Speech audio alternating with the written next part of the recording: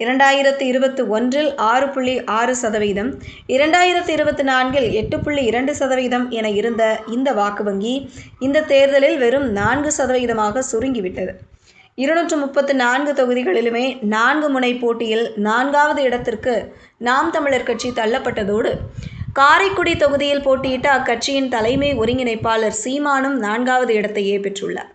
இந்த அதிர்ச்சியான வாக்கு சரிவுக்கு தமிழக வெற்றிக்கழக தலைவர் விஜயின் அரசியல் வருகையே மிக முக்கியமான காரணமாக பார்க்கப்படுகிறது. இதுநாள் வரை சீமானின் உணர்ச்சிகரமான பேச்சுகளுக்கு ஆதரவாக இருந்த இளைஞர்கள், பெண்கள் மற்றும் புதிய வாக்காளர்கள் பலர் விஜய் மீது நம்பிக்கையால் தாவேக்காவை மாற்று சக்தியாக ஏற்றுக்கொண்டுள்ளனர்.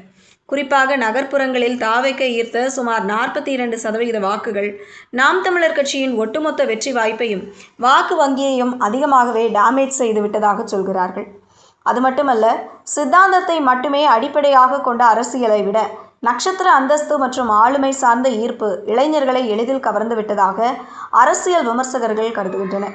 வரும் 2029 நாடாளுமன்ற தேர்தலிலும் நாம் தமிழர் கட்சி யாருடனும் கூட்டணி வைக்காமல் தனித்தே போட்டியிடும் என்றும், இந்த தேர்தலில் இழந்த வாக்குகளை விட கூடுதலான வாக்குகளை பெற்று மீண்டும் எழுச்சி பெறுவோம் என்றும் சீமான் இன்று உறுதியளித்துள்ளார்.